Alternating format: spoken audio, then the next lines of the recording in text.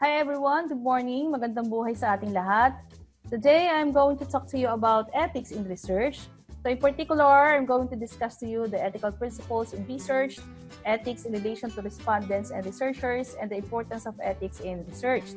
Okay? So doing research is answering the what is. Applying ethics is observing the what ought to be. So ethics of research is balancing what is and what ought to be. So when people think about ethics or morals, they think of rules distinguishing between right or wrong, such as the golden rule, or it can be a code of professional conduct and a religious creed like the Ten Commandments, or it can be a wise aphorism like the sayings of Confucius. Therefore, when we say about ethics, these are the norms of conduct that distinguishing between acceptable and unacceptable behavior. So as a student researcher, it is important for you to follow or consider ethics in designing and carrying out your research project or studies. Your research must be respectful to the participants, and you should avoid causing the participants harm or distress, as well as disadvantage and anxiety. And of course, you should also avoid putting yourself at risk. Okay? So now let us proceed to the different principles in research ethics. Remember that ethics in research calls for moral perspective rather than the practical or logical perspective related to research methodology. So we have here the ethical theory, which is based on the 4 principles.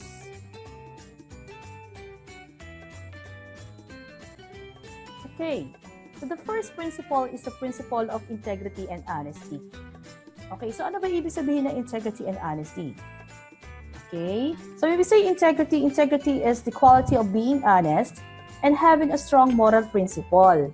While honesty is that you act with integrity and truth. So napansin ninyo, synonymous yung integrity sa honesty. Okay, so as a researcher, mahalaga na we conduct our research with integrity and honesty. Okay, ano ba yung mga example dito? Halimbawa, acknowledgement of sources of data and information or other contribution to the research. So, kailangan, ina-acknowledge natin, we give due credit doon sa mga sources of information natin. Okay? Especially those people na tumulong sa ating research. For example, your advisor, your professor, or your teacher in research. The consultant, the statistician. Okay, all those people na tumulong sa inyo should be acknowledged. And of course, yung sources of information ninyo, kung saan nyo kinuha yung sa review of related literature ninyo, kailangan properly cited din sila. Okay, sinasite natin yan. Ilalagay natin yan sa references or bibliography. Okay?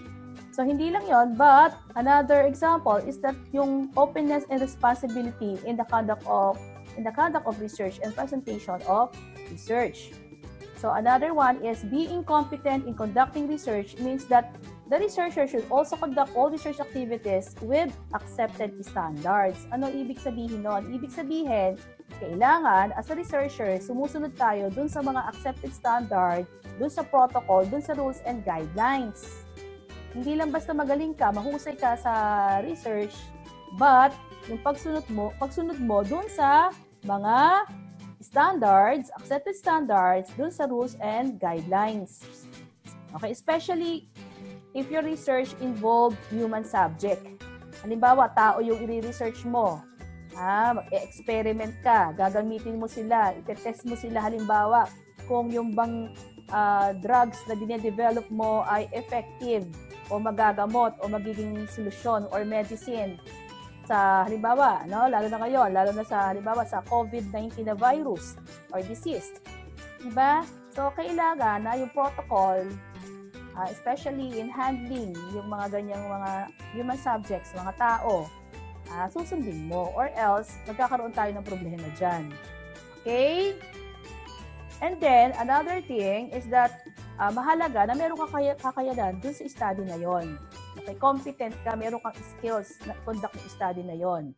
Example, gusto mong mag-conduct na study about the mental stress of the students during this time of pandemic. Okay, hindi ka pwedeng mag-conduct ng ganon kung wala ka namang alam sa psychology. Hindi ka naman psychologist or hindi ka naman psychiatrist. Okay? So, kasi you have to observe the participants. So, hindi ganun kasimple yun. You cannot just give them or administered a questionnaire and then agad-agad makokonclude mo na ito yung sagot. Hindi ganun kasimple yun. Okay? So, wag magko-conduct ng study or research na wala kang kakayanan, hindi ka competent, hindi mo field of specialization. Okay?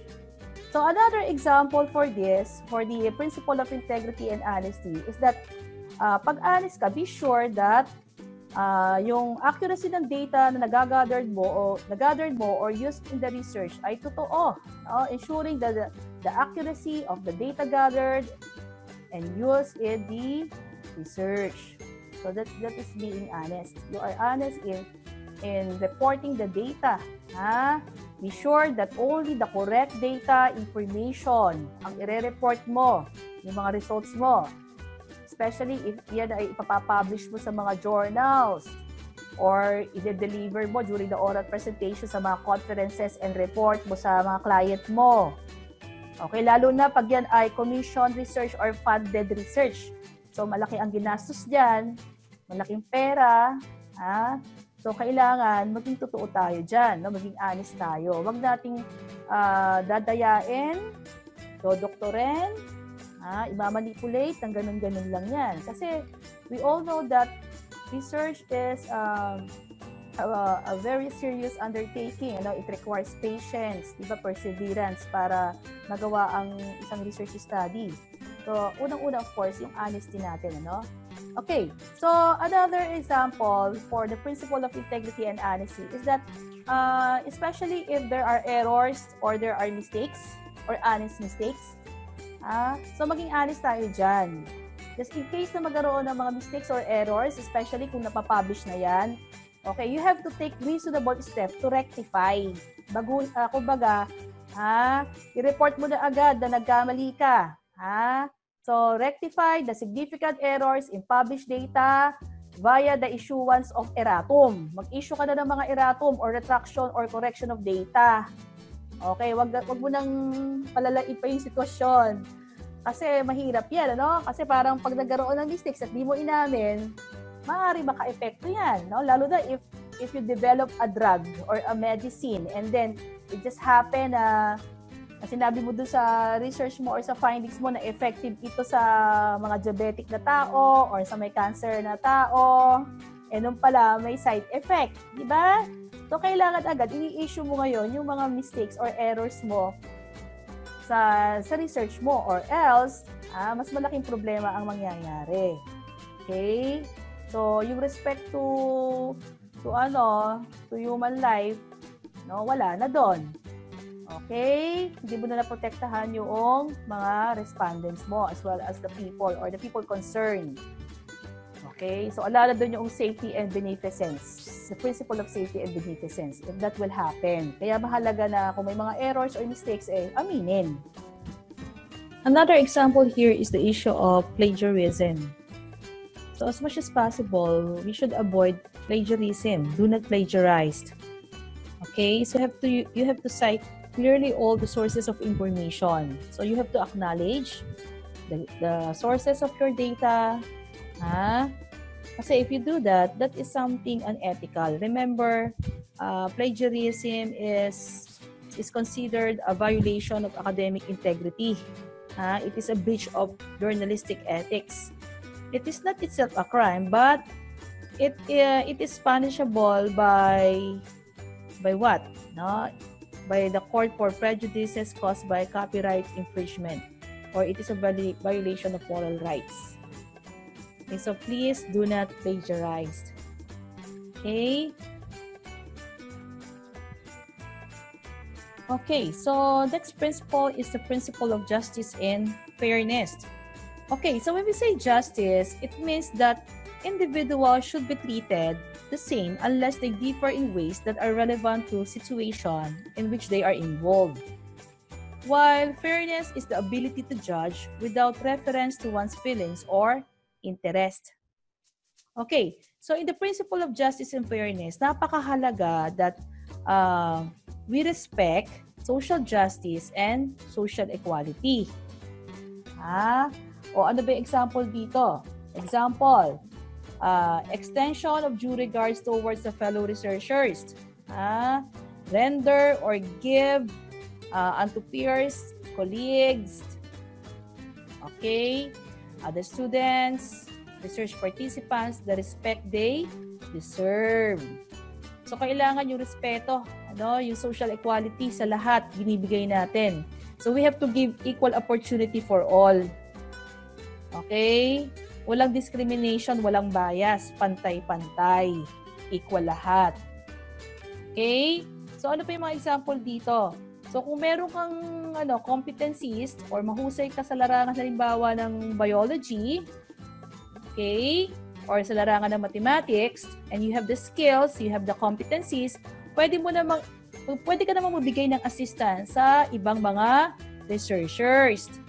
Okay, so you can also provide assistance to other researchers. Kung talagang bukas sa kalooban man na tumulong, magbigay ng assistance na walang kapalit. Okay? And of course, another example is yung halimbawa, okay, meron ka ng mga gamit, ng mga equipments, or mga materials, or resources. So, kailangan you have to take diligent care of those equipments or materials. Okay? And another example is you have to give credit to other people na tumulong sa'yo or nagbigay ng contribution sa iyong research. Credit others' contribution in terms of their resources, materials, or anything that are utilized in your research.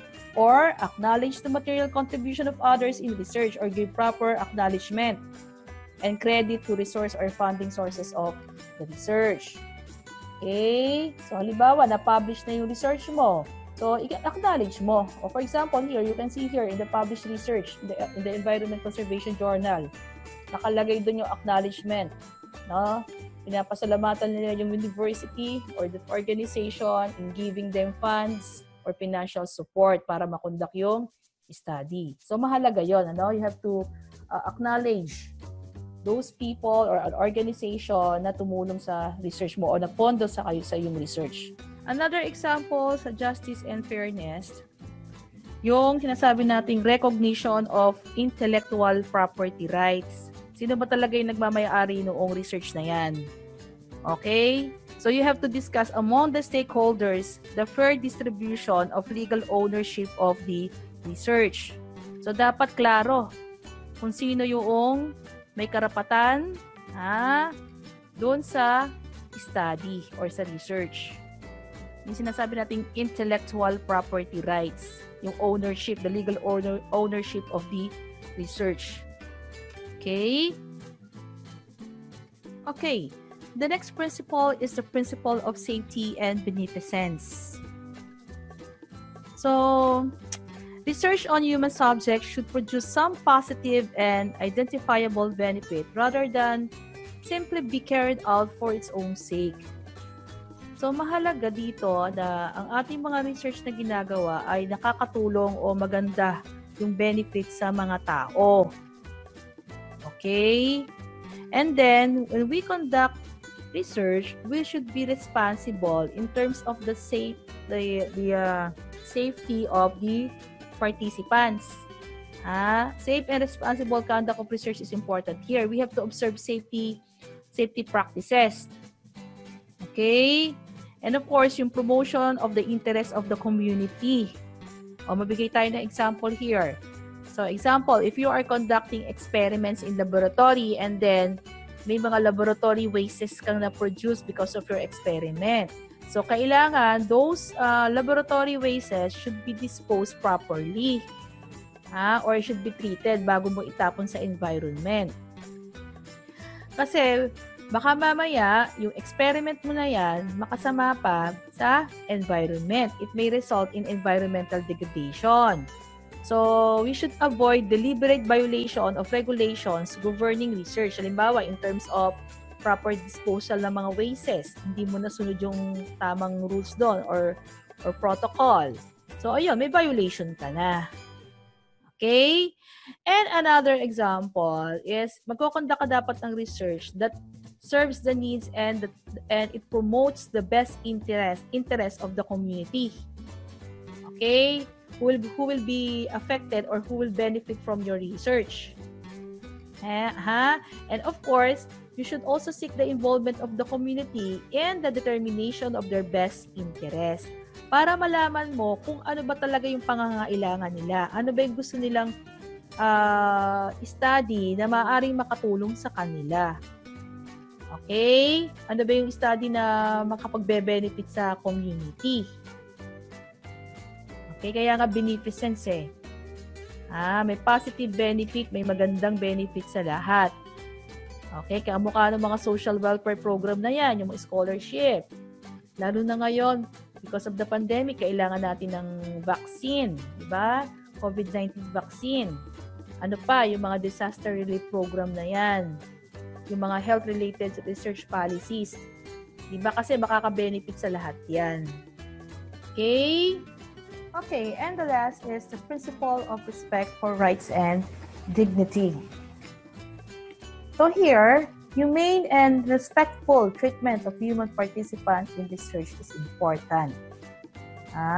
So we should respect cultural, individual, and role differences among the research participants, including those based on age, sex, gender identity, sexual orientation, nationality, ethnicity, disabilities, language, or socio-economic status.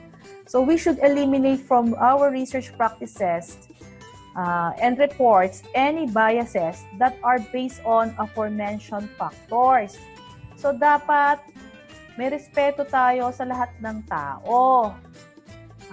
Walang discrimination, walang bias. Okay? So we should also desist from subjecting persons to any experiment or research procedure that is known beforehand to cause harm, stress, or pain with no overwhelming benefit. So wag natin gagawin yon, yung mag-experiment tayo and then it will cause harm or pain sa mga participants natin. Okay? Or nagbigay ng stress sa kanila. So we should desist from doing that. So if ever that there is a harm na nagawa, hindi naman sinasadya, or may psychological harm na nagawa mo sa participant mo, kailangan umaksyon ka agad. Okay? So take immediate and appropriate steps in order to alleviate any physical or psychological harm that may have been inflicted on the participants because of your research procedures. So, umaksyon ka agad. Gumawa ka ng paraan. Okay? Kasi pag di mo ginawa yan, baka mademanda ka. Diba? Okay, and then, also, provide participants with the opportunity to obtain information about the design, procedures, results, and conclusion of the research. So, you have to use informed consent. Okay?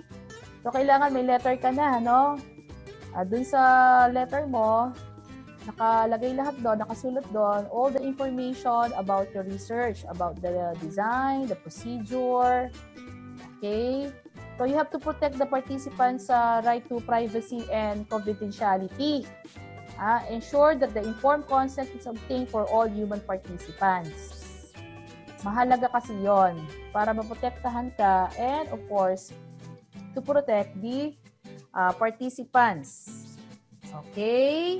And of course, here, you should maintain the autonomous or self-determination of the participants.